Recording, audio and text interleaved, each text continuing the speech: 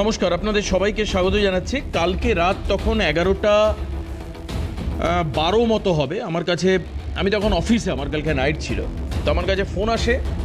আজকে আমি শেয়ার করছি আপনাদের সবার সঙ্গে। ফোন আসে আমাদের অফিসের, যেক্ষুনি বেরোতে হবে, কারণ আমাদের যে রিপোর্টার ফিল্ড করে তার পক্ষে তখনই মুভ করা সম্ভব না। আমি অনেকটা কাছে ছিলাম স্পট অফ অকারেন্সের, স্পটের কাছে। কালকে অফিস থেকে বেরোলাম। আমাদের এখান থেকে যেখানে চন্দ্রনাথ রথ খুন হয়েছেন তার দূরত্ব মেরে কেটে 2-2.5 কিলোমিটার হয়। সৌরভদা, 2-2.5 কিলোমিটার মতো দূরত্ব এখান থেকে।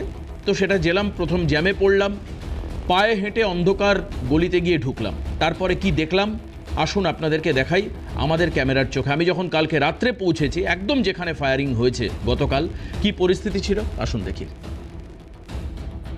প্রি প্ল্যান্ড এই কারণের জন্য আমি বলছি, আমি এখন যেখানে দাঁড়িয়ে রয়েছি অর্থাৎ স্পট অফ অকারেন্স থেকে জাস্ট 2-3 মিটারের মধ্যে, এবং এখান থেকে যদি তুমি দেখো এই যে রাস্তাটা দেখাচ্ছে প্রসেনজিৎ, এই রাস্তা সোজা চলে গেছে যশোর রোড টাচ করছে, অর্থাৎ মধ্যমগ্রাম চৌমাথা ছাড়বার পর যশোর রোড যখন এগোচ্ছে এয়ারপোর্টের দিকে, ঠিক সেখানে দোলতলা ঠিক আগে স্টপেজ দোহারিয়া, এবং যেখানে spot of occurrence Jessore road থেকে 450 মিটারের মধ্যে ঘটনা ঘটেছে। আমি এখন যেখানে দাঁড়িয়ে রয়েছি, যে অ্যাপার্টমেন্টের সামনে ঘটনা ঘটেছে, ঠিক এখানে যদি আমি দেখাই, এখান থেকে 100 মিটারের মধ্যে, আমি একবার দেখাতে বলি, এখান থেকে ঠিক 100 মিটারের মধ্যে অর্চার্ড এস্টেট বলে একটি অ্যাপার্টমেন্ট রয়েছে। সেই অ্যাপার্টমেন্টেই কিন্তু চন্দ্রনাথ রথ তিনি থাকতেন।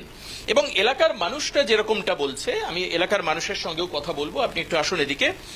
এই যে চন্দ্রনাথ রথকে একাধিকবার স্থানীয় মানুষেরা দেখেওছেন, আপনারা ওনাকে কি চিনতেন যে উনি শুভেন্দু অধিকারীর আত্মসহায়ক? এটা কি জানতেন? না, সেরকম জানতাম না, কিন্তু এই গাড়িটা বহুবার এখান থেকে গিয়েছে, মানে সকালে যেত, সন্ধ্যাবেলা আসতো, বহুবার দেখেছি, কিন্তু উনি শুভেন্দুদার পিএ সেটা আমরা জানতাম না। ভদ্রলোককে আপনারা চিনতেন? হ্যাঁ, এই বাজেট টাজারও করেছি, সেটাও দেখেছি, কিন্তু শুভেন্দুদার পিএ সেটা জানতাম না আমরা।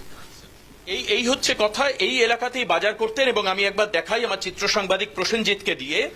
এই যে তুমি সামনে দেখতে পাচ্ছ পুলিশের গাড়ি দাঁড়িয়ে রয়েছে, এখান থেকে শুরু করেই কিন্তু ক্রমাগত নানান ধরনের বাজার রয়েছে, অর্থাৎ যেখানে সাধারণত মাছ, সবজি, ফুল, ফল ইত্যাদি পাওয়া যায়। ঠিক এই যে রাস্তাটা, অর্থাৎ এখান থেকে যশোর রোড, তোমায় আমি বললাম 450 মিটারের মধ্যে, 450 মিটারের মধ্যে এখানেই বাজার করতেন চন্দ্রনাথ রথ।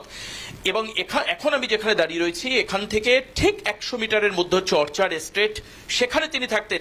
এই রাস্তায় উনি যাতায়াত করতেন, এখানে উনি থাকতেন, এখানে উনি বাজার করতেন। খুব স্বাভাবিকভাবে দুষ্কৃতীরা যখন ব্লুপ্রিন্ট তৈরি করেছিল, তারা সম্পূর্ণভাবে তার বাড়ি ফেরার সময় কখন তিনি ফেরেন, কোন গাড়িতে করে তিনি ফেরেন, কতজন সঙ্গে তার নিরাপত্তারক্ষী থাকে বা থাকে না, সেগুলো তারা রীতিমতো তার একটা ব্লুপ্রিন্ট আগেই তৈরি করা হয়েছিল।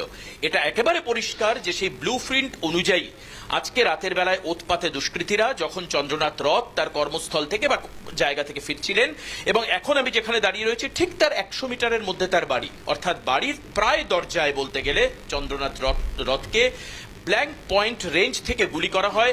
আমি এখানকার সিকিউরিটি পার্সোনেলদের সঙ্গে কথা বলছিলাম, তারা বলছেন যে একটা নয়, দুটো নয়, 4-4টে গুলির আওয়াজ তারা শুনেছেন, অর্থাৎ ব্ল্যাঙ্ক স্পট অফ রেঞ্জ থেকে তাকে ফায়ার করা হয়। আমি দেখাচ্ছি, এটা খানিকটা চওড়া রাস্তা এবং তুমি দেখতে পাচ্ছ রাস্তায় আলো রয়েছে, কিন্তু এই যে পেয়ারা বাগানের রাস্তাটা, এটা কিন্তু তুলনামূলকভাবে একটু নিশুতি রাস্তা। এখান থেকে বেরিয়ে এসে মারতে পারে। এই যে সামনে তুমি যে পিকআপ ভ্যানটা দেখতে পাচ্ছ, প্রসেনজিৎ দেখাচ্ছে, যেখানে নিরাপত্তা রক্ষীরা সব রয়েছেন, রাজ্য পুলিশ রয়েছে, সিআরপিএফ এর থেকে আধিকারিক এসেছিলেন, সিআরপিএফ এর আইজি এখানে এসেছিলেন। ঠিক এই জায়গাটায় দাঁড়িয়ে কিন্তু এই যে যেখানে পিকআপ ভ্যানটা, ঠিক তার সামনে হচ্ছে ফায়ারিং স্পট, যদি তুমি বলো স্পট অফ অকারেন্স এক্স্যাক্টলি হচ্ছে সেই জায়গাটা যেখানে নিরাপত্তা রক্ষীরা বা রাজ্য পুলিশের আধিকারিকরা দাঁড়িয়ে রয়েছেন। হতে পারে, অর্থাৎ এই যে আমরা যেটা দেখাচ্ছি, এখানে একটা কেমিক্যাল ফ্যাক্টরি রয়েছে, সেই কেমিক্যাল ফ্যাক্টরির পাশেই হচ্ছে পেয়ারা বাগান। এই পেয়ারা বাগানের রাস্তার মধ্যে দুষ্কৃতীরা লুকিয়ে থাকতে পারে। আমি আমার চিত্র সাংবাদিক প্রসেনজিৎকে বলবো একটু সামনে আসবার জন্য। পুরো জায়গাটাকে কিন্তু কর্ডন করে রাখা হয়েছে, এবং দেখো এই ছবিটা দেখা, এই যে পেয়ারা বাগানের যে রাস্তা, এখানে হতে পারে যে দুষ্কৃতীরা হয়তো বা মোটরসাইকেল নিয়ে তার অপেক্ষা করছিল, সেখান থেকে বেরিয়ে এসেছেন। আমার সঙ্গে এক দিদিভাই রয়েছেন, ওনার সঙ্গে একটু কথা বলি। আপনি কি চন্দ্রনাথ বাবুকে চিনতেন? ঠিক চিনতাম না, কয়েকবার দেখেছি। আমি জানি না উনি চন্দ্রনাথ বাবু। মানে এক্স্যাক্টলি নামটা আপনারা জানতেন? আমরা জানতাম না নামটা কি, কিন্তু ভদ্রলোক বা ওনার গাড়ি হ্যাঁ হ্যাঁ দেখি।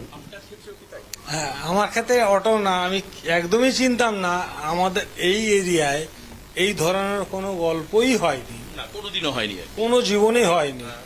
এটা এমন হলো। আপনার বাড়িটা? এই তো সামনে বাড়ি। ওই গাড়িটা রাখা আছে, কি শুনলেন? গুলির রাউন্ডের আওয়াজ শুনেছি। আওয়াজ শুনে আমার ছেলে ওই যে স্টেটমেন্ট দিচ্ছে, ওই দিক থেকে ব্যাক করছিল, আমার ছোট ছেলেরা অফিস থেকে ব্যাক করছে, আমার ছোট ছেলে এক্স্যাক্টলি কটার সময় হয়েছে ঘটনা? এই 10টা 20-25 এরকম সামথিং এর ভেতর হয়েছে। ঠিক আছে, আমার ছেলে যখন আসছে কাছ থেকে তখন এখান থেকে চিল্লাতে পালা পালা পালা, আমার ছেলেগুলো সব আড্ডা মারছিল। আমার ছেলে এই যে গাড়িটা রাখা আছে ওখানটায়, মানে ওইখানটায় আপনারা পরিষ্কার গুলির আওয়াজ পেলেন? কটা?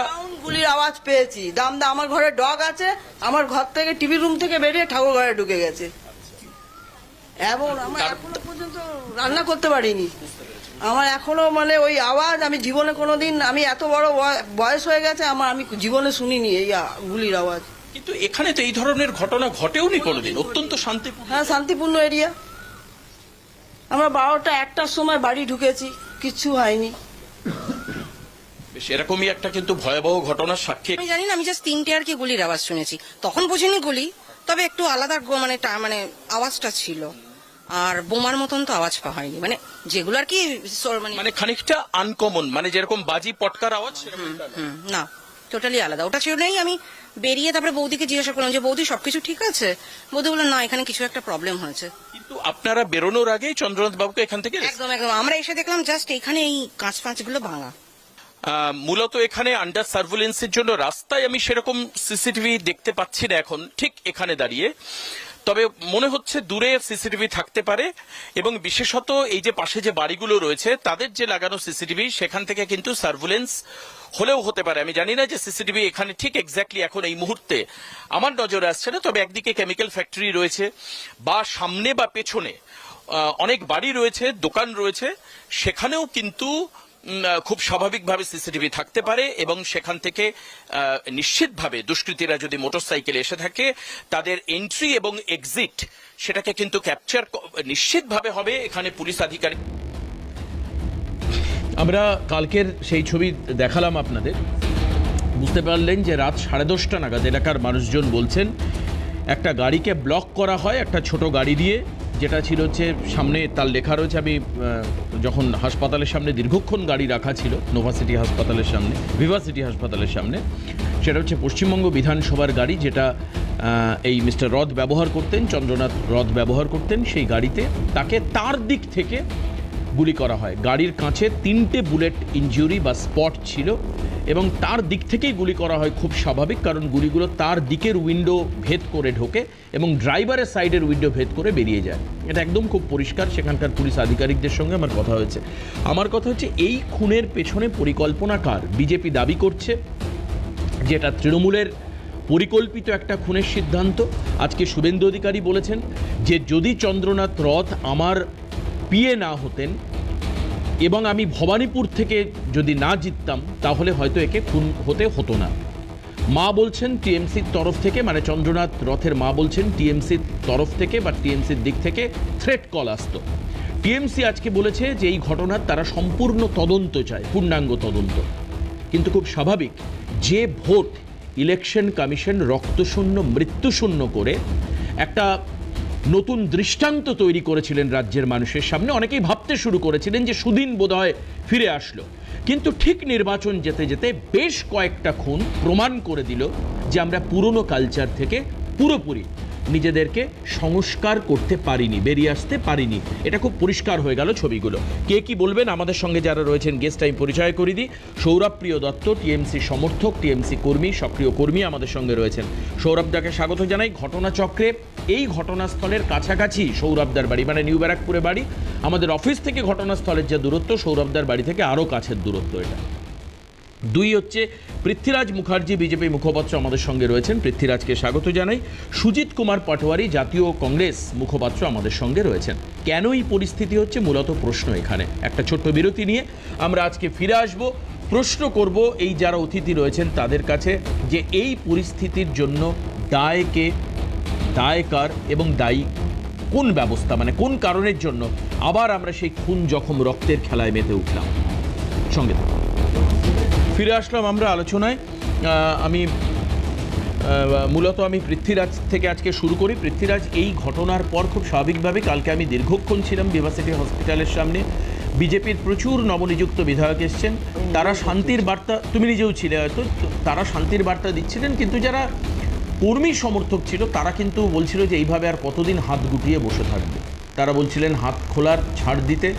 তার মানে এই ইঙ্গিতটা এটা বোঝায় যে একটা অশান্তির সূত্রপাত হতে পারে এই ধরনের ঘটনা ঘটলে। তোমরা এই ঘটনার জন্য কাকে দায়ী করছো বা কেন হলো এটা? দেখুন দেবাশিস দা, আমাদের দলের রাজ্য সভাপতি খুব সুস্পষ্টভাবে দাবি করেছে যে আমরা চাইলে 2 মিনিটে তৃণমূলকে তৃণমূলের ভাষায় জবাব দিতে পারি, কিন্তু আমরা সেই পথে হাঁটবো না। কারণ বিজেপির একটা নির্দিষ্ট মতাদর্শ রয়েছে, আর আমরা সেই একই জায়গায়, যেই জায়গায় মানুষ ভোট দিয়ে একটা পার্টিকে, মানে একটা নির্দিষ্ট দলকে ক্ষমতা থেকে সরিয়ে দিয়ে একটা দলকে ক্ষমতায় যখন জায়গা করে দিচ্ছে, আমরা সেই ভুল করতে আসি। কিন্তু কথা হচ্ছে কি, এখনও গভর্নমেন্ট আমাদের যিনি মুখ্যমন্ত্রী হবেন তিনি 9 তারিখ শপথ নেবেন, এখনও একটা কেয়ারটেকিং গভর্নমেন্ট চলছে। কিন্তু এর মধ্যে আপনি ভাবুন কি পরিস্থিতি। ওই দীর্ঘদিন ধরে আমরা বিগত 15 বছরে আপনি বিভিন্ন হাইকোর্টের অবজারভেশন দেখুন, the complete breakdown of law and order. পশ্চিমবঙ্গের এই অবজারভেশনটা কতবার বিভিন্ন কোর্ট দিয়েছে একটু খবর নিন, তাহলেই বুঝতে পারবেন। দেখুন পশ্চিমবঙ্গে যেই সরকারটা চলছে, এই সরকারের রন্ধ্রে রন্ধ্রে ক্রিমিনালরা লুকিয়ে রয়েছে। যেভাবে চন্দ্রদাকে খুন করা হলো গতকাল, মানে আপনি তো সেখানে গেছিলেন এবং সেখানে তদন্তমূলক সাংবাদিকতার স্বার্থে কিছু কথা একটু আগে আপনি বললেন। আপনি ভাবুন যে রাস্তাটা ছিল একটা ন্যারো রাস্তা, মানে কতটা প্রি প্ল্যান্ড। সেইখানে গাড়িটাকে, মানে যেই গাড়িটিকে আপনি একটু আগে দেখাচ্ছিলেন আপনার স্ক্রিনে, ছোট গাড়িটি, সেই গাড়িটি আগে চন্দ্রদার গাড়িটাকে ব্লক করে। 2টো বাইক থাকে কনজিকিউটিভ, যাতে ওদের বেরোতে অসুবিধা না হয়। 2টো বাইক আসে, গাড়িটাকে ব্লক করে, বাইক থেকে নামে এবং পয়েন্ট ব্ল্যাঙ্ক রেঞ্জ থেকে গুলিটা করে। এবং অত্যাধুনিক পিস্তল ইউজ করা হয়েছিল সেখানে, যাতে সেই ডেথটাকে কনফার্ম করা যায়। আর খুব ভালো করে এই ব্লু প্রিন্টটা খুব ভালো করে তৈরি হয়েছে। এই যে গাড়িটা দেখছো পাশে ছোট গাড়ি, একদম ঘটনাস্থল থেকে আমি ওটাই বলছি। আর ব্লু প্রিন্টটা কি সুন্দরভাবে তৈরি হয়েছিল দেখুন। এই সমস্ত ঘটনা ঘটলো, চন্দ্রদার বুকে 3টে গুলি লাগলো, মাথায় লাগলো, এবং এই করতে করতে সেই গাড়িটা, যেই গাড়িটা ওখানে উপস্থিত ছিল, সেই গাড়িটার নাম্বার প্লেটটা ফেক, চেসিস নাম্বারটা ঘষে তুলে দেওয়া হয়েছে। ওই গাড়ি, যেই বাইক দুটোকেও আইডেন্টিফাই করা গেছে, ওই বাইক দুটোর চেসিস নাম্বারটা ঘষে তুলে দেওয়া হয়েছে। পুরোটাই পরিকল্পিত, একদম, মানে এইটা একদম কোল্ড ব্লাডেড টার্গেট কিলিং, একদম টার্গেট কিলিং করা হয়েছে। পৃথ্বী, একটা কথা আমাকে বলো, that is out of my curiosity. Actually Chandranath রথ কোনো রাজনৈতিক ব্যক্তি একদমই নয়। হ্যাঁ, তাহলে আমার কথা হচ্ছে যে রাজনৈতিক প্রতিহিংসায় আমরা প্রতিপক্ষ অথবা একই গোষ্ঠীর লোককে খুন হতে দেখেছি, বহুবার দেখেছি, যে এক গোষ্ঠী আরেকজনকে মারছে বা এক রাজনৈতিক দল আরেকজনকে খুন করছে। এটা পশ্চিমবঙ্গে প্রচুর আছে। কিন্তু এরকম ভাবে আধিকারিক খুন হওয়ার ব্যাপারে কি আলাদা কোনো স্ট্র্যাটেজি কাজ করছে? সেটাই তো আজকে বিরোধী দলনেতা বললেন যে উনি তো কোনো রাজনৈতিক কর্মী ছিলেন না, উনি তো অরাজনৈতিক কর্মী ছিলেন। একদম। তাহলে কি এটা প্রতিহিংসা? ভবানীপুরে মমতা ব্যানার্জির হার এবং পশ্চিমবঙ্গে বিরোধী দলনেতার আত্মসহায়ক হওয়ার জন্য ওনাকে এটা ফেস করতে হলো, এটাই কি তাহলে মূল উদ্দেশ্য ছিল? তার কারণ চন্দ্রনাথ বাবুর সাথে তো কোনো মানে ঘাস ফুল প্রতীকের কোনো মানুষের প্রতিদ্বন্দ্বিতা ছিল না, দূরান্ত পর্যন্ত তার কোনো সম্পর্ক নেই। তিনি আত্মসহায়ক, তিনি বিধানসভার সমস্ত দায়িত্ব। আচ্ছা, তুমি কি আমাকে একটা কথা বলবে যে ভবানীপুর বিধানসভার নির্বাচনের ক্ষেত্রে আমাদের কাছে কিছু উড়ো খবর আসছে, সত্যাসত্য আমি এখনো জানি না, ভবানীপুর ইলেকশনের ক্ষেত্রে শুভেন্দু অধিকারীর অন্যতম গুরুত্বপূর্ণ পোলিং পার্সোনেল বা অ্যাসিস্ট্যান্ট হিসাবে কি চন্দ্রনাথ রথ কাজ করতেন? না, দেখুন চন্দ্রনাথ রথের যা দায়িত্ব, যে দায়িত্ব শুভেন্দুদা ওনাকে দিয়েছিলেন, সেই সব দায়িত্ব দেখুন সেগুলো একদম আভ্যন্তরীণ দায়িত্ব, সেগুলোর নেতৃত্ব আপনাদের সামনে যথেষ্টভাবে স্পষ্ট করবে। কিন্তু আমার কথা খালি চন্দ্রনাথ বাবু, কালকে বসিরহাটে গুলি চলেছে, বসিরহাটে বিজেপি কর্মীর ওপর গুলি চলেছে, কালকে নিউটাউনে, বরানগরে ছুরি চালানো হয়েছে বিজেপি কর্মীদের। এটা কি চলছে পশ্চিমবঙ্গে? আপনি আমায় দেখান। একই সাথে কিন্তু ভাই বীরভূমে খুব সম্ভবত একটা, আর একটা কোথায় তৃণমূলেরও 2জন কর্মী আবার খুন হয়েছে। দেখুন কথা হচ্ছে কি, আপনি 2021 সালের 2রা মে এই পশ্চিমবঙ্গ যেটা দেখেছিল, আপনি 2026 সালের এই 4ঠা মে দেখুন, আপনি ডিফারেন্সটা দেখুন। মানুষ স্বতঃস্ফূর্তভাবে ভোট দিয়েছিল একটা নির্দিষ্ট দলকে পশ্চিমবঙ্গ থেকে সরিয়ে দেওয়ার জন্য, কারণ তারা এই সন্ত্রাস সহ্য করতে পারছিল না। তারা শাহজাহান শেখকে দেখে এসছে, তারা জাহাঙ্গীর খানকে দেখে এসছে। এই শাহজাহান জাহাঙ্গীর নিয়ে মানুষ অতিষ্ঠ হয়ে গেছিল। এদের বিরুদ্ধে জনতা জনার্দন রায় দিয়েছিল, মানুষ নিজেদের সরকার জনতার সরকারকে পশ্চিমবঙ্গে নিয়ে এসছে। তাই এইটুকু দায়িত্ব সহকারে দেবাশিস দা আপনাকে আজকের দিনে দাঁড়িয়ে বলে যেতে পারি। আপনি অপারেশন সিঁদুর দেখেছিলেন, তারপরেও যা বাঁচে খুঁচে ছিল, তার জন্য অপারেশন ব্ল্যাক ফরেস্ট দেখেছিলেন, অপারেশন মহাদেব দেখেছিলেন। অপেক্ষা করুন 9 তারিখ শিবশক্তি একদম শিবশক্তি দেখেছিলেন। 9 তারিখ আমাদের মুখ্যমন্ত্রী শপথ গ্রহণ করছেন এবং শপথ গ্রহণ করবার পর আমরা প্রথম ফোকাস করব এই আইন শৃঙ্খলা পরিস্থিতির ওপর নজর দেব এবং সমস্ত দোষী তাদেরকে কিন্তু আমরা বার করে আনবো। কারণ চন্দ্রনাথ বাবু কিন্তু কোনো রাজনৈতিক মানুষ ছিল না, এটা আবার আপনাদের সামনে আমি বলতে চাই। তাকে কিন্তু টার্গেট কিলিং করা হলো। তার টার্গেট মানে দিনের শেষে এটা বিরোধী দলনেতার ওপর, মানে এই মুহূর্তে এখনো কেয়ারটেকিং গভর্নমেন্ট, এই মুহূর্তেও শুভেন্দু অধিকারীর ওপর কিন্তু একটা বড় বলে আক্রমণ। তুমি মনে করো এটা মানা উচিত। ঠিক, আমি সৌরভদার কাছে আসবো। সৌরভদা, এই ঘটনা যে পরিকল্পিত নয়, হঠাৎ করে ঘটা ইনসিডেন্ট, এটা একটা বাচ্চা ছেলেকেও বললে সে বিশ্বাস করবে না। কিন্তু এই পরিকল্পনা করে, মানে আমি বলছি সৌরভদা, পরিকল্পনা করা মানেই তার পিছনে একটা দীর্ঘসূত্রী কারণ থাকবে। আমি যদি কাউকে পরিকল্পনা করে খুন করি, একটা বড় কারণ, এবং তার জন্য আমায় ঠান্ডা মাথায় পরিকল্পনা করে কি হতে পারে না হতে পারে সেটা করতে হবে। এটা কোনো ইনস্ট্যান্ট হট ব্লাডেড মার্ডার নয়। তাহলে এই পরিকল্পনা কারা করেছিল, এর পেছনে কি কারণ আছে বলে আপনাদের মনে হয়? যদিও আপাতভাবে বিজেপি পুরোপুরি দোষ দিচ্ছে তৃণমূলের দিকে। দেবাশিস, চন্দ্রর সঙ্গে আমার আলাপ 2013 সাল থেকে। আচ্ছা চন্দ্র আমার অনেক জুনিয়র এবং আমাকে সৌরভদা বলে ডাকত। আচ্ছা। শুভেন্দুবাবুকে উনি খুব ভালোবাসতো, আমরাও খুব ভালোবাসতাম না, আমরা একসঙ্গে ছিলাম। ও ডাইরেক্ট তৃণমূলটা করতো না, সরাসরি তৃণমূল করতো না সেইভাবে তৃণমূল করতো না, ভালোবাসতো। মানে এটা আমি যেটুকুনি জানি, ওর সঙ্গে মিশে আমি বলছি। তো সেই জায়গায় বিভিন্ন সোশ্যাল মিডিয়া গ্রুপ তখনও তো সেভাবে তৈরি হয়নি। এটা কত সাল বলছো? 2013-14, মানে একেবারে সবে হ্যাঁ, তৃণমূল কংগ্রেস ক্ষমতায় হ্যাঁ। এসেছে আর কি। বছর ভীষণ ভালো ছেলে, মৃদুভাষী। ও সেনাবাহিনীতেও ও চাকরি করতো। ও তৈরি করেছিল বন্ধু মিলন আলাপন বলে একটা সোশ্যাল মিডিয়া গ্রুপ। সেখানে বিভিন্ন অনুষ্ঠান হতো, সামাজিক কাজকর্ম হতো, সেখানে আমিও যেতাম, ও আসতো। এবং আমার এরিয়াতে, আমার 2 নম্বর ওয়ার্ডে আমার কাছে ছবি। চন্দ্রনাথ বাবু এই মধ্যমগ্রামের অর্চার্ড এস্টেটে বা 24 পরগনার সঙ্গে এই রিলেশনটা কি? আমি বলছি, একটুখানি লাস্ট বলে নি। ও 2 নম্বর ওয়ার্ডে, আমাদের ওয়ার্ডে আমার একটা প্রোগ্রাম, আমার জনকল্যাণ সংঘের একটা প্রোগ্রাম ছিল, টিচার্স ডে, শিক্ষক দিবস, রক্তদান শিবির। সেই অনুষ্ঠানে ও নিজে এসেছিল আমার বাবাকে সম্বর্ধনা দেওয়ার জন্য। এবং সে বাবাকে সম্বর্ধনা দিয়ে প্রণাম করে তাকে ফুল টুলো দিয়ে যায়। চন্দ্রের সঙ্গে আমার ভীষণ ভালো সম্পর্ক, মানে শক্তিপ্রিয়। হ্যাঁ, তা আমার সঙ্গে চন্দ্রের ভীষণ সম্পর্ক। কারণ যখন এই ঘটনাটা শুনেছি, আমার যেটা মনে হয়, আমি বলি, এখানে এমন এমন ঘটনা যেগুলো ঘটছে, তাতে আমি বললে হবে না। আইন যদি এরকম তৈরি হয়, এই ধরনের ক্রিমিনালদের ধরা পড়ার পরে সরকারি জায়গাতে বসিয়ে ভাত না খাইয়ে তাদেরকে এনকাউন্টারে মেরে দেওয়াটাই উচিত। কারণ আমি একটা খুব ভালো বন্ধু হারিয়েছি, একটা ভালো ভাই হারিয়েছি, এবং একজন মা তার সন্তানকে হারিয়েছে। না, মানে তুমি তো ক্লোজলি দেখেছো দাদা, একটু আমায় বলো যে এরকম মানুষকে টার্গেট করা, হ্যাঁ, মানে এর পেছনে কি কারণ থাকতে পারে? মানে অনুমান তো একটা তুমি আমি এটা না, অনুমান যদিও 23 থেকে 25 বহু বছর এর আগেও আমরা দেখেছি যে শুভেন্দুবাবুর বিভিন্ন আত্মসহায়ককে খুন করা হয়েছে।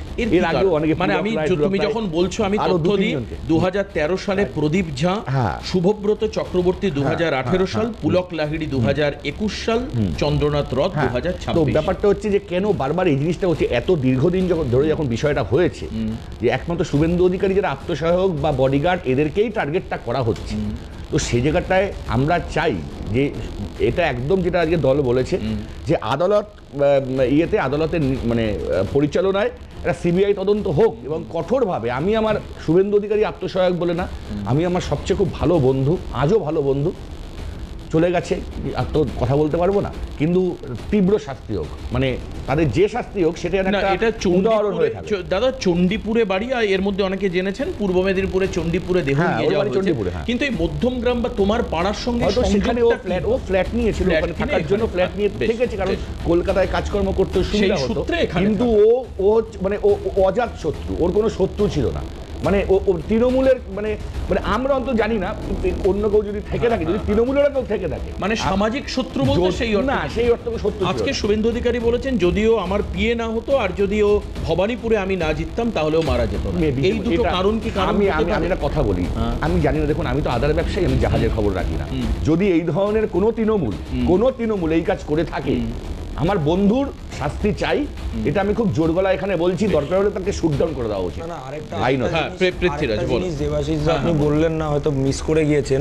ওই যে গাড়িটিকে আপনি দেখতে পাচ্ছেন না, ওই গাড়িটি প্রায় বিকেল 4টে থেকে দোলতলা অঞ্চল থেকে কনস্ট্যান্ট রেকি করে গেছে। মানে তুমি চার চাকার গাড়িটা বলছো? একদম, আমি ওটার কথাই বলছি। ওটা বিকেল থেকে ওই গাড়িটা আগে ঘুরেছে, পুরো এলাকাটা ভালো করে চিনেছে, মানে পাস করবে কোন দিক দিয়ে, তারপরে কিন্তু এই ঘটনাটা ঘটেছে। ঠিক আছে, এই গাড়িটার ছবি কালকে আমার ক্যামেরাতেও ধরা পড়েছে। আমি গাড়িটাকে স্পেসিফিক দেখাবো সুজিতদার কাছে যাওয়ার আগে একটা ছোট্ট বিরতি নিয়ে নিচ্ছি। বিরতির পর ফিরে আমাদের ছোট্ট একটা 2 মিনিটের প্রতিবেদন রয়েছে, যেখানে গাড়িটাকে আমরা ক্লোজলি দেখিয়েছি যে গাড়িটা কালকে কোথায় ছিল, কিভাবে ছিল। তারপর আমি সুজিতদার কাছে আসবো, একটা বিরতির পর ফিরছি, সঙ্গে থাকবো। সেই গাড়ি, যে গাড়ি দিয়ে চন্দ্রনাথ রথের রাস্তা আটকানো হয়, আমি একবার দেখানোর চেষ্টা করি তোমায়। এই যে সেই গাড়ি যাকে পুলিশ কর্ডন করে রেখেছে এবং তার প্রাইমাফেসি অফ কেস অনুযায়ী এখানে কিন্তু একটা ইনভেস্টিগেশন চলছে। আমি দেখাচ্ছি ইনভেস্টিগেটিং টিম, ফরেনসিক টিম, তারাও কিন্তু এলাকায় এসে উপস্থিত হয়েছেন এবং তুমি দেখছো পুলিশ মোটামুটি গাড়িটিকে কর্ডন করে রেখেছে। এবার আমি তোমায় দেখাই যে এদিকে পিকআপ ভ্যানটা দাঁড়িয়ে রয়েছে, এই যে ছোট গাড়িটা তুমি দেখতে পাচ্ছ, এই গাড়ি এসে কিন্তু কি করে, রাস্তাটাকে আটকায়। চন্দ্রনাথ ধর এই রাস্তা দিয়ে যাচ্ছিলেন, যখন রাস্তা টোটাল ব্লকেজ হয়ে যায়, অর্থাৎ যে পরিকল্পনা করে বা ব্লুপ্রিন্ট তৈরি করা হয়েছিল, এই প্রশ্ন আসছে। তোমাকে আবার আরেকবার গাড়িটা দেখাই, একেবারে ছোট গাড়ি সামনে দাঁড়িয়ে রয়েছে, পুরনো গাড়ি, যার নাম্বার প্লেট কিন্তু রয়েছে, তবে নাম্বার প্লেট সঠিক কিনা এখনো জানা যায়নি। যে দেখতে পাচ্ছ তুমি ফরেনসিক টিম, ফরেনসিক যারা আধিকারিক, তারাও কিন্তু এখানে এসছেন। আমি একবার জিজ্ঞেস করবার চেষ্টা করি, স্যার आप फॉरेंसिक से है, क्या देखा आपने सर? सर आप क्या देखा? सर क्या मालूम चला, ये गाड़ी से क्या मालूम चला কি বুঝতে পারলেন স্যার? স্যার আপনারা কি ফরেনসিক? বেশ, আমরা কিন্তু এটাই দেখতে পেলাম যে এখানে যারা ফরেনসিকের এসেছিলেন তারা প্রাথমিকভাবে। সুজিতদার কাছে যাব। সুজিতদা, এই যে ছোট্ট গাড়ি তা দিয়ে আটকানো, পরবর্তীকালে যেটা হয়েছে আমরা সবাই কম বেশি জানি, যার ফলে একটি তরতাজা প্রাণ অকালে ঝরে গেল। এবং সবচেয়ে অবাক বিষয় যে তার সঙ্গে সেই অর্থে রাজনৈতিক কারো সম্পর্ক নেই, এবং তার গ্রাম। আজকে চণ্ডীপুরের মানুষের বক্তব্য শুনছিলাম, আমার আদ্যন্ত মনে হয়নি যে এই ব্যক্তির কোনো খারাপ ইম্প্যাক্ট থাকতে পারে। রেদার পাশে দাঁড়ানো যাদের দিকে অভিযোগ, সেই দলের একজন সমর্থক তাকে বন্ধু সম এবং ভাতৃসম মনে করে তিনিও শাস্তি চাইলেন। তাহলে এহেন মানুষের খুনের পেছনে হিডেন মোটিভ কি থাকতে পারে দাদা, আপনার কি মনে হয়? আমি একটা কথা বলি, বাংলায় একটা কথা, ঝিরে মেরে বউরে শেখানো। পরিষ্কার এখানে আমার যেটা মনে হয়েছে, দলবল নির্বিশেষে এই খুনকে আমরা, এই মার্ডারকে আমরা পার্টিগতভাবে প্রচণ্ডভাবে হেড করছি এবং এর প্রতিবাদ করছি, এবং সঠিক তদন্ত করে সঠিক যারা ক্রিমিনাল তাদেরকে ক্যাপিটাল পানিশমেন্ট দেওয়া হবে। সে কোর্ট উইল বি ডিসাইড, সেক্ষেত্রে আমার কিছু বলার নেই, কিন্তু কোর্টের কাছে আমাদের আবেদন একটা এক্সাম্পলারি পানিশমেন্ট হোক, প্রথম কথা। দ্বিতীয় কথা, চন্দ্রনাথ বাবুকে বাদ দিলে শুভেন্দুবাবু পরিকল্পনা বলুন, রাজনীতি বলুন, বা ইদানিংকালে পিএ হিসেবে, পিএ দেখুন, আমি ব্যক্তিগত জীবনে পিএ আমার আছে বা ছিল। পিএ এক অর্থে সে রাজনীতি করুক আর না করুক, সে রাজনীতি থেকে অনেক দূরে এবং অনেক ভালো ছেলে, আমার ব্যক্তিগত জীবনে দেখেছি। সে রাজনীতি করে না, কিন্তু যেহেতু সে আমার পিএ, সেহেতু টার্গেটও সে, এবং সে আমার রাজনীতি। মানে আপনি বলছেন যে শুভেন্দু অধিকারী হার্ড টার্গেট বলে একে সফট টার্গেট করা হয়েছে? একদম আসছি। এই যে চন্দ্রনাথ বাবু, ইনি রাজনীতিগতভাবে সাহায্য করতেন, পলিটিক্যালি, সোশ্যালি, এবং তার সঙ্গে সঙ্গে অ্যাডমিনিস্ট্রেশন।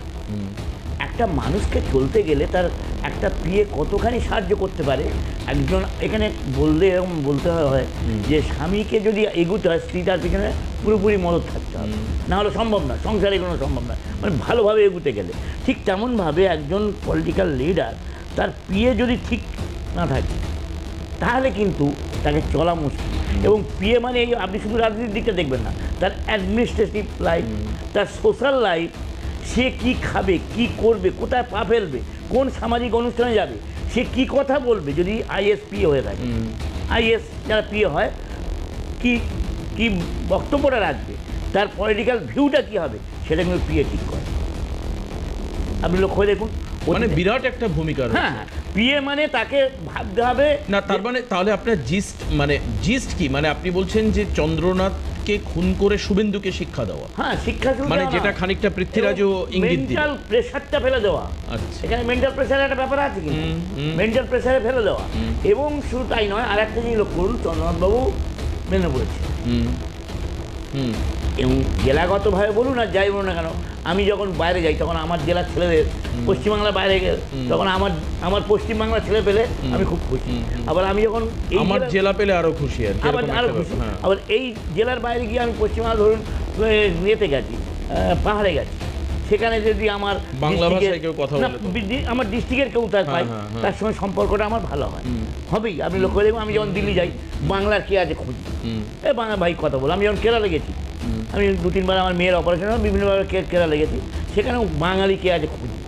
আর এই যে চন্দ্রনাথ বাবু, ইনি অবস্থানগতভাবে মেদিনীপুর মানুষ, এবং মেদিনীপুরের মানুষ স্বাভাবিক কারণ তার টানটা বেশি, এবং পিএ তিনিই হবেন। আপনি মনে রাখবেন, পিএ তিনি হবেন যে তার ব্যক্তিগত সমস্ত কিছু শুধু জানবেন না, মানে আত্মিক সম্পর্ক হতে হবে, তবে তাহলে সঠিক পিএ। আমি বাউলদার সোমেনদাকে দেখেছি, আমি সৌরভকে দেখছি, আমার প্রেসিডেন্ট শুভঙ্কর সরকার, আমি অনেককে দেখেছি, প্রিয়দার সময় বাবলু ভাই, ছোট বাবলু ভাই, হ্যাঁ, এবং দেখতাম যে পিএ মানে সে সমস্ত কিছু। এবং আজকের সকাল থেকে সন্ধ্যা পর্যন্ত, সকালবেলা আমার পিএ বলে দিত সুইদা এই আপনার এই প্রোগ্রাম, হ্যাঁ, তার সমস্ত কিছু হওয়ার জন্য এখানে কি সংশয় আছে? সংশয় একটা, আপনার ডান হাতটা ভেঙে যে আপনার কেমন লাগবে বলুন তো? আচ্ছা। মানে আপনি বলছেন যেটাই হোক না আপনি কেন বলুন, শুভেন্দুকে জব্দ মনে করা। করবেন না, ডোন্ট টেক ইট আদারওয়াইজ। না না, আমি একদমই সিম্পল নিচ্ছি ব্যাপারটা, হ্যাঁ, অ্যাজ এ যে কারোর যদি ডান হাত ভেঙে দেওয়া হয় তার কি হবে?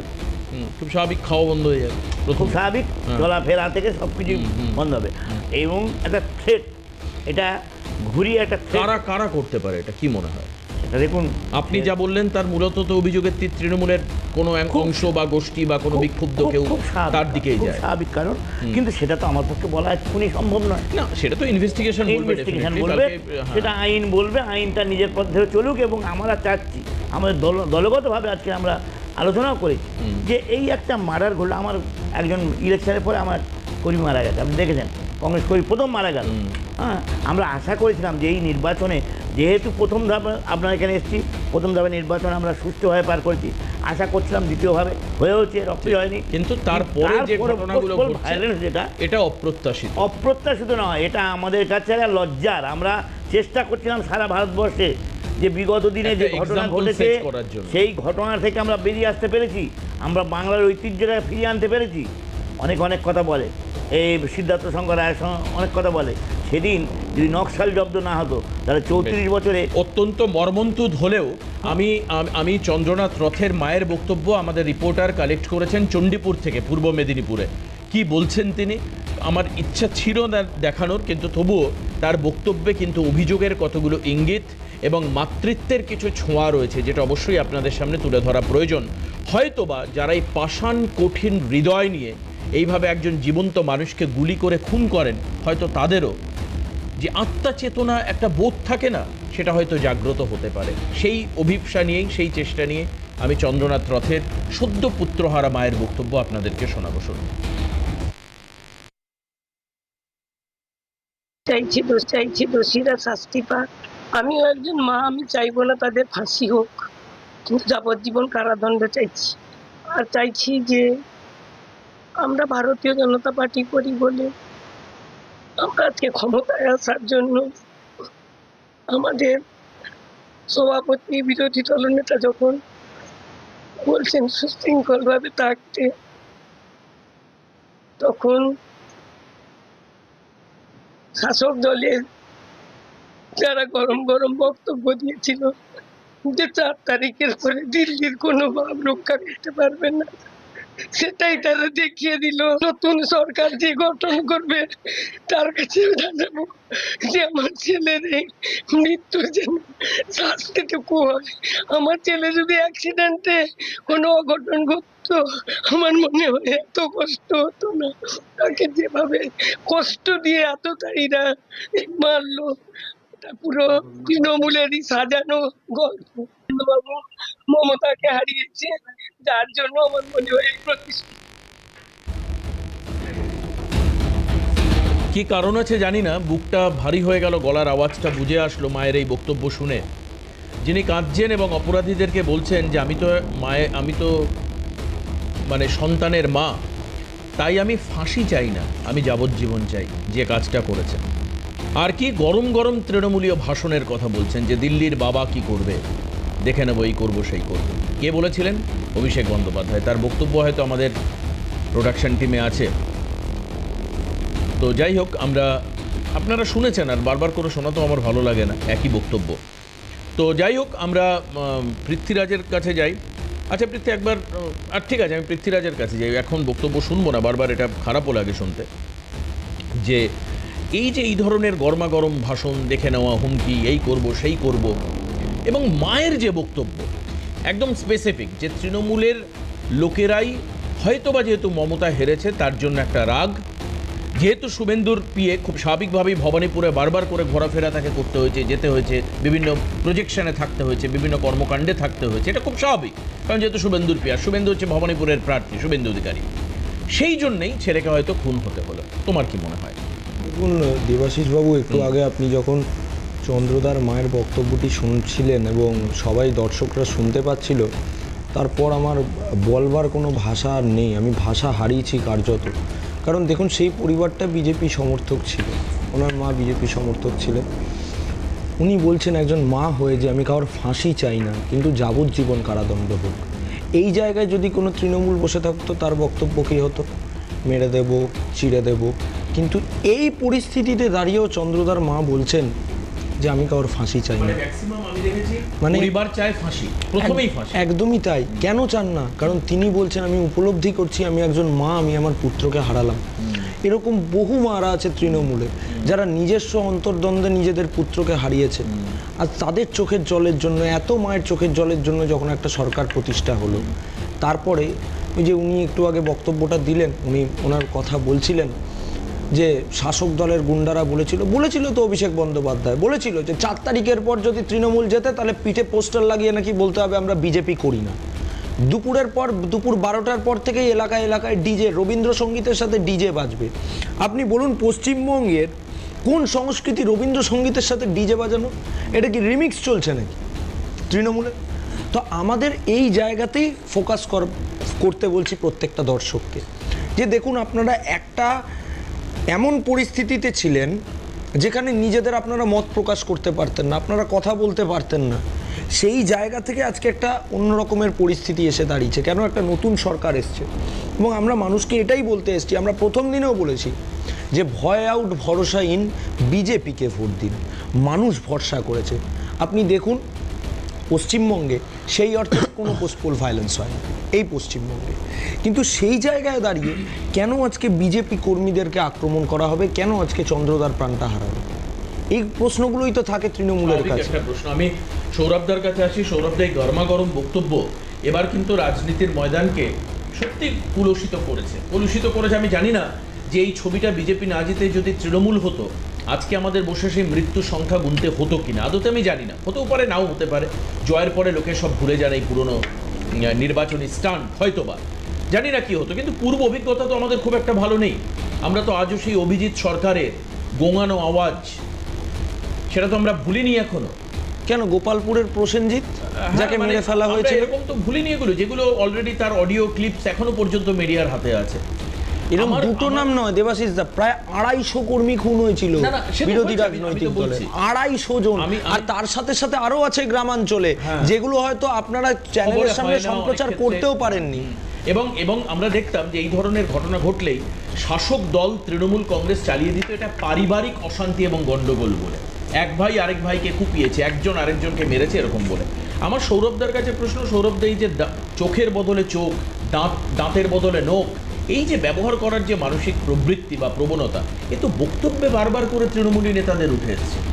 কার বাবা এসে বাঁচায়? অভিষেক ব্যানার্জি বলছেন দিল্লির কার বাবা এসে দেবাশিস, আমি যদি এখন একটা একটা করে তুমি দেখাতে পারবে নাকি? আমি দেখাতে পারবো। আমি বলছি যে বক্তব্য রাখার সময় মানে বিভিন্ন জায়গাতে ওরা বিজেপিরও বিভিন্ন শুভেন্দুবাবু, দিলীপবাবু এদেরও যে বক্তব্যগুলো ছিল সেগুলো খুব একটা যে শান্তি শৃঙ্খলা বা রামকৃষ্ণ মিশনের বক্তব্য ছিল তা নয়।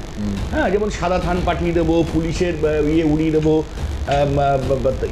অনেক কিছু, এগুলো এখন বলে তো লাভ নেই। শুভেন্দুবাবুরা বিভিন্ন এই বক্তব্যের সময় যখন ধরুন একটা কোনো বক্তব্য রাখা হচ্ছে তখন এই ধরনের বিভিন্ন অমিত শাহ বলেছে লটকাকে দেঙ্গে, উল্টা লটকাকে দেঙ্গে। আপনি একটা জিনিস আমাকে বলতে দাও কথাটা।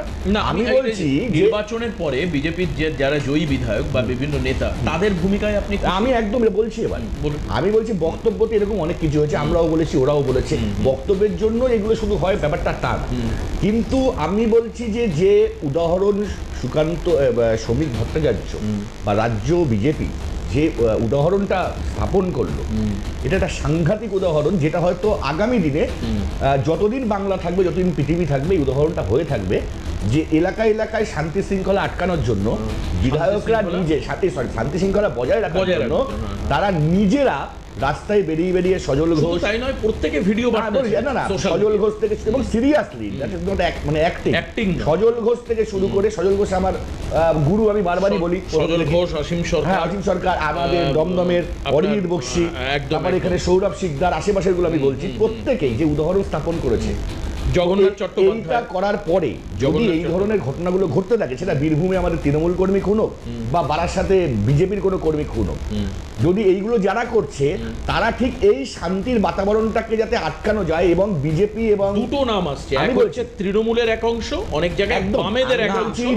আমি সৌরভদাকে কাটছি না, খালি একটাই কথা বলি, একদম নির্বাচনের পর ভোটের আগের দিন, মানে কাউন্টিং এর আগের দিন শেষ সাংবাদিক বৈঠকে শ্রমিকদা সরাসরি বলেছিল যদি কোনো প্রচার থেকে কোনো বক্তব্য মানুষের অপ্রীতিকর মনে হয় আমাদের কোনো দলীয় নেতা করে থাকে তাহলে আমরা ক্ষমা প্রার্থী।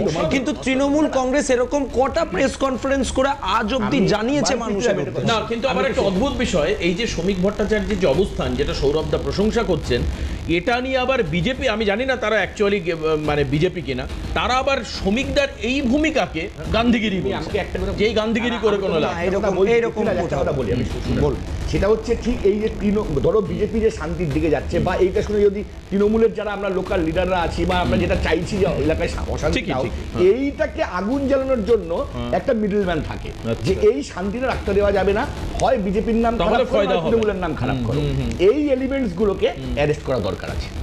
এবং যদি এতে তোমাদেরও সহযোগিতা থাকবে, বিরোধী হলেও সহযোগিতা, কারণ ওরা যেভাবে, অন্তত আমি আমার এরিয়াতে, আমার এলাকায় বিজেপি, প্রকৃত বিজেপি যারা, তারা যেভাবে ইলেকশনের রেজাল্টের পর আমাকে সাহায্য করেছে, যেখানে কোনো রকম কোনো অশান্তি বা দখল করে নেওয়া, আমার ইউনিয়ন ঘর আছে, আমার ক্লাব আছে, ঠিক আছে, নাথিং এলস, এবং তারা আমাকে একটা টোন পর্যন্ত করে, এবং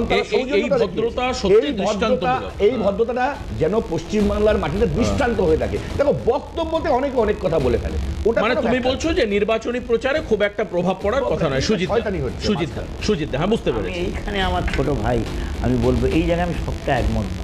এই যে নির্বাচনী প্রচারে দাঁড়িয়ে আমি যখন বলছি দায়িত্ব নিয়ে, নেতা হিসাবে বলছি, পার্টির দায়িত্ব নিয়ে বলছি, পার্টির সে জেলা হতে পারে, রাজ্য স্তরে হতে পারে, বা ব্লক স্তরের লিডার হিসাবে বলছি, তখন কিন্তু আমি নেতা হিসাবে বলছি, যে কথাটাই বলবো সে কথাটা কিন্তু মানুষ যদি শোনে, মানুষ কিন্তু তার একটা প্রভাব পড়বেই, এটা সাইকোলজিক্যালি প্রভাব পড়তে বাধ্য। আর একটা কথা বলি, এই যে যিনি যে মাকে দেখালেন, আমি সত্যি বলছি, বাঘিনী রুধির পানে শতদল লুপা, আপন সন্তান পানে অপার মমতা, সমুদ্রের পার আছে তল আছে তার, অপার অতল মাতৃস্নেহ পারাবার, ধাত্রীপান না। দেখুন এই যা সত্যি আজকে আমার বাড়িতে আমি 11 সালে হারিয়েছি আমার ভাইপো, 2 দিন মিসিং, 1.5 দিন মিসিং, তারপর বডি পেয়েছিলাম। সে কী পরিস্থিতি হয় সেটা যারা হারায়, যাদের ফ্যামিলি হারায়, তারা বোঝে। এর আগে আপনার চ্যানেলে আমি বলে গেছি যে এই চ্যানেলে বসে, এই জায়গায় বসে, কিন্তু এর জন্য আমার মনে হয় এখানে কালেক্টিভ যে অবস্থানটা দরকার, দৃষ্টান্তমূলক এক্সাম্পল সেট করবার মতো ঘটনা। আমি একটা বিরতি লাস্ট একটা কথা বলি, আমি বলছি যে এই মায়ের তো চোখের জল আমার মায়ের চোখের জলের মতোই। প্রদীপ ঝা, শুভব্রত চক্রবর্তী, পুলক লাহিড়ী, সঙ্গে চন্দ্রনাথ, প্রত্যেকের মায়ের চোখের জল পড়েছে। আমি বলছি এইগুলো কেন এখন পর্যন্ত বার করা যাচ্ছে না, যে 2013, 2018, 2021 এদের যে মার্ডারগুলো হলো, কেন এখনো তাদেরটা আমাদের একদম ঠিক প্রণববাবু আমাকে বলেছিলেন ঢাকুরিয়ার বাড়িতে বলে সুজিত দা, যদি একটা ক্রিমিনালকে পশ্চিমবঙ্গ কোনো স্টেট থেকে বের করতে হয়, আমাদের যা পরিকাঠামো 6 ঘন্টা সময় লাগে, আর সারা ভারতবর্ষতে বের করতে গেলে একদিন 24 ঘন্টা হলে মোটামুটি হয়, নাহলে দুদিন। প্রণববাবু, মিনিস্টার প্রণববাবু বলেছেন আমাকে, ঢাকুরিয়া বললো একটা স্টেট থেকে একটা ক্রিমিনালকে তুলতে, সে যে কোনো ক্রিমিনালকে 6 ঘন্টার বেশি সময় লাগা উচিত না, আমাদের যা পরিকাঠামো বর্তমান, তৎকালীন সময় বলেছিলেন। তো এরা কেন, আমি একমত, কেন এখন ধরা পড়বে না? প্রায় 24 ঘন্টা হয়ে গেল, আটক হয়েছে তার এখন তিনজন। নির্বাচন কমিশনের আন্ডারে, হ্যাঁ। এটা তো আমাদের সরকারের বেশ। আন্ডারে না। একদম নির্বাচন তাই। কমিশন কি করছে বা কেন তারা অ্যাকশন নিতে পারছে না? যেই থাক, যেই থাক, ঠিক, ঠিক, সেখানে একটা- বলছি, একটা- ধরতে হবে। না, আমার যেই হোক, বন্ধু খুনিদের শাস্তি একটা চাই। বিরতি নেব। খুন জখমের এই সংস্কৃতি থেকে আমরা বেরিয়েও ছিলাম, কিন্তু বেরিয়েও যেন শেষটা ভালো হলো না। কেন হচ্ছে না, পৃথ্বীরাজের কাছে যাব, এবং এর জন্য একটা তৃতীয় শক্তি কাজ করছে অনুঘটক হিসাবে, যাদের ফয়দা হচ্ছে যে এই ধরনের সমস্যাকে বজায় রাখা। আর তার মধ্যে আবার খানিকটা ইন্ডি জোটেরও গন্ধ পাচ্ছি। কোথায়? সেটা হচ্ছে আজকেই দেখলাম যে এসপি প্রধান, মানে সমাজবাদী পার্টি প্রধান অখিলেশ যাদব, তিনি মমতা বন্দ্যোপাধ্যায়ের বাড়ি এসছেন। তবে কি ইন্ডি জোটের ইঙ্গিত এসে তিনি বলছেন যে উনি হারেননি।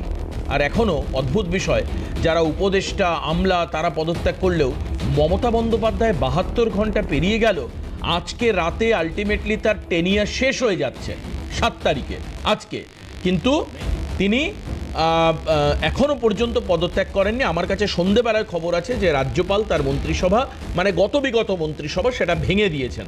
রাজ্যপালের যে সাংবিধানিক ক্ষমতা রয়েছে। কেন হচ্ছে এটা, আসুন শেষ বেলায় একটু এটা নিয়ে আলোচনা আমরা করব। দ্রুত ফিরে আসি বিরতির পর, সঙ্গে থাকুন। ফিরে আসলাম আবারও আলোচনায়।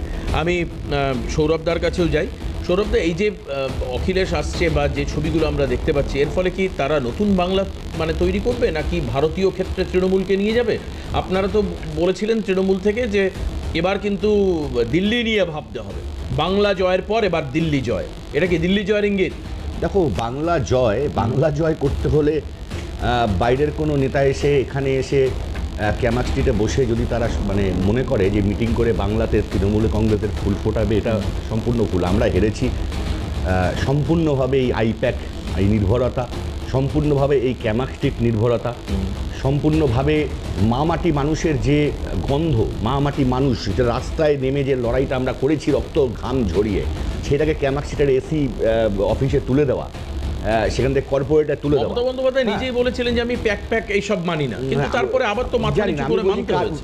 এইগুলো যদি আমি জানি না, আমাকে অনেক নেতাই এখন বলছে যে এইসব অভিষেকের বুদ্ধিতে এগুলো হয়েছে। তো আজকে অভিষেক বন্দ্যোপাধ্যায় তো অ্যাকচুয়ালি দেখুন ভালো নেতা, ভালো বলে ঠলে, কিন্তু উনি তো গ্রাসরুটটা দেখেননি তো, যে রাস্তায় লড়াইটা কাকে বলে, ঘাম পড়াটা কাকে বলে, রক্ত ঝরাটা কাকে বলে, ওপেন মানে লড়াইটা কাকে বলে, এটা মমতা বন্দ্যোপাধ্যায় লড়েছে। অভিষেক তো সেভাবে তৈরি হয়নি না।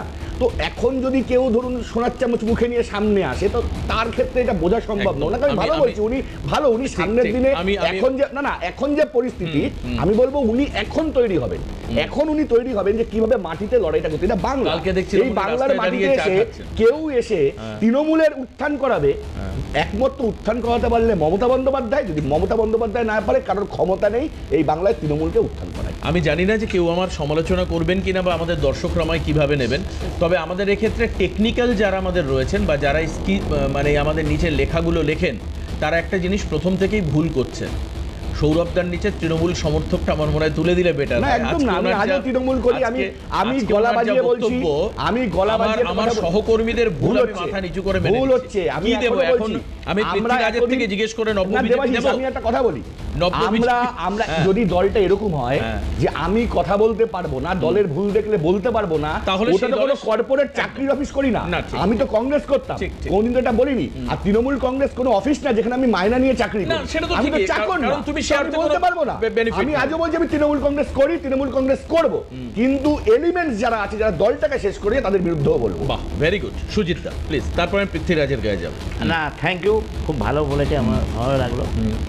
দেখুন, এই যে অখিলেশ যাদব যারা আসছে, আপনি লক্ষ্য করেছেন কি যে রাহুল গান্ধী এসে অ্যাটাক করেছে তৃণমূলকে, অ্যাটাক করেছে মমতা ব্যানার্জিকে, একদম ডাইরেক্ট অ্যাটাক করে। তার মানে সর্বভারতীয় ক্ষেত্রে ইন্ডিজোট সেই অর্থে আপনাদের প্লিজ আমাকে বলুন। হ্যাঁ, আমি জিজ্ঞেস কিন্তু অন্যান্য অনেক চিফ মিনিস্টার এসছে, অনেক দলের নেতা এসে মমতার সঙ্গে কথাবার্তা বলে গেছে। মমতা তো টার্গেট ছিল যে মাইনাস কংগ্রেস চলো আর একটা ফ্রন্ট আমরা করবো, এটা খুব পরিষ্কার মমতার কথা ছিল। দিল্লি, পরবর্তী দিল্লি, তার মানে কংগ্রেস নয়, কংগ্রেস বাদ দিয়ে আমি নেত্রী হব। অকংগ্রেসী দল, অবিজেপি দল, অবিজেপি দল, একটা front অবিজেপি, করবো। অকংগ্রেসী দল, এটা মমতার প্রথম থেকে টার্গেট, আপনি অতীতটা দেখে নিন, প্রথম থেকে টার্গেট। এবং যত অকংগ্রেসী মুখ্যমন্ত্রী ওখানে আছে সবার সঙ্গে সলা পরামর্শ করা, সবার সঙ্গে বসা, এটা কিন্তু, এবং মায়ের অভিষেক, দিল্লিতে অভিষেকও তাই করে। কারণ একটাই, কংগ্রেসকে বাদ দিয়ে, বিজেপিকে বাদ দিয়ে আমি আগামী দিনে, মানে সেই থার্ড ফ্রন্টের কথা আবার আপনি মনে করিয়ে দিলেন। একদম, এটা মমতার টার্গেট ছিল। আজকের মমতা সেই জায়গাটা বুঝতে পেরেছে, যার জন্য কংগ্রেসের পাশে যাচ্ছে। লক্ষ্য দেখুন না, আমি তো দেখছি কদিন ধরে, এই দুদিনে কংগ্রেসের পাশে যাচ্ছে, একটাই কারণ, দিল্লিতে হাওয়া বেরিয়ে গেছে, আগামী দিনে রাজ্যসভায় কমবে, এবং পৃথ্বীরাজকে একটু লাস্টে নিয়ে এক মিনিট, এখানে একটা কথা বলতে হবে আমাকে, একটা কথা বলতে হবে, সেটাই যে এই যারা আসছেন, এরা মমতা ব্যানার্জি ভালো করতে আসছে না পশ্চিমবাংলা ভালো আমি জানি না, কিন্তু ইন্ডি জোটের ক্ষতি করতে আসছে, ইন্ডিয়ার জোটের ক্ষতি করতে আসছে এরা ভাবতে হবে। কারণ ইন্ডিয়া জোট ক্ষতি করতে এই জন্যে, যদি সত্যিকারের বিজেপির বিরুদ্ধে লড়তে হয় ইন্ডিয়া জোটকে, তাহলে আপাতত কংগ্রেসকে নিয়ে লড়তে হবে।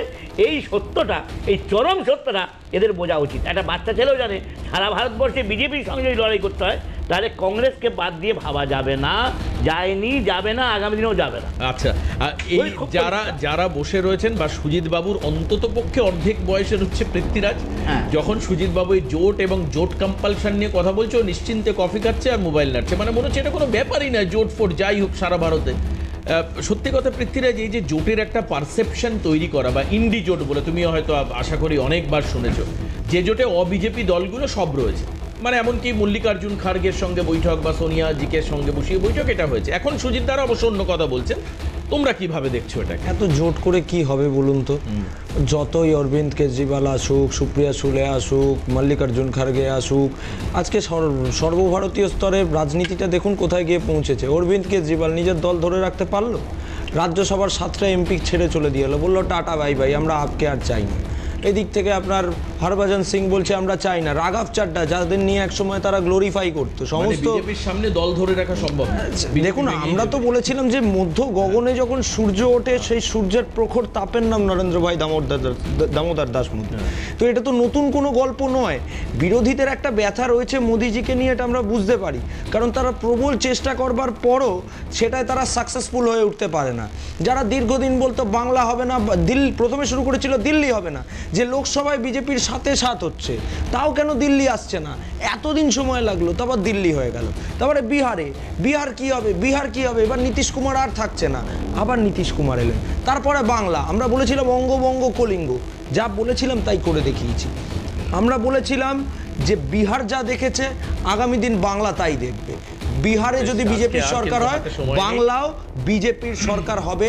নরেন্দ্র মোদী করে দেখিয়েছেন, অমিত শাহজি করে দেখিয়েছেন, সমস্ত নেতৃত্বকে পশ্চিমবঙ্গ, আমি শুধু নয়, গোটা পশ্চিমবঙ্গের মানুষ করজোড়ে ধন্যবাদ জানায়। দেখুন, আজকে বিজেপিকে যদি নীতিশ কুমার এবং চন্দ্রবাবু নাইডু নির্ভরতা কমাতে হয়, তাহলে কিন্তু পশ্চিমবঙ্গ থেকে তাকে ওটা নিয়ে ভাবছি না, আমি বলছি তাতে নানা করে পশ্চিমবঙ্গ থেকে 30টার উপরে আসন বিজেপিকে পেতেই হবে। আগের জায়গাটাকে একই রকম রেখে পশ্চিমবঙ্গ হয়েছে, আমাদের 12টা আছে না, সে বিধানসভা ভিত্তিক দল অনেক হয়েছে। এখন ভোট হলো তোমরা 35টা আসনও পেতে পারো, কিন্তু তোমার মাথায় আমাদের লুট করতে হবে না। হ্যাঁ, না, এখনো 3 বছর বাকি আছে। আমাকে এটাই হচ্ছে আমাদের প্রাপ্তি, যে আশা করা যাচ্ছে পশ্চিমবঙ্গ স্বাভাবিকভাবে এই বিজেপি সরকার অনেক কাজ করবে, শান্তি শৃঙ্খলা বজায় থাক, কাজ হোক, আর এই ধরনের চন্দ্রনাথ রথদের যেন মৃত্যু না হয়, কারণ মায়ের কান্না বারবার করে নেওয়া যায় না। এই কারণের জন্য এই জায়গাটা বন্ধ হওয়া প্রয়োজন। আমি অনেক ধন্যবাদ জানাবো সৌরভপ্রিয় দাকে, পৃথ্বীরাজকে এবং সুজিত দাকে। আপনাদেরকে অনেক নমস্কার জানিয়ে আজকের এই প্রোগ্রাম শেষ করব। সবাই ভালো থাকবেন, সুস্থ থাকবেন, ক্যালকাটা নিউজের সঙ্গে থাকবেন। নমস্কার।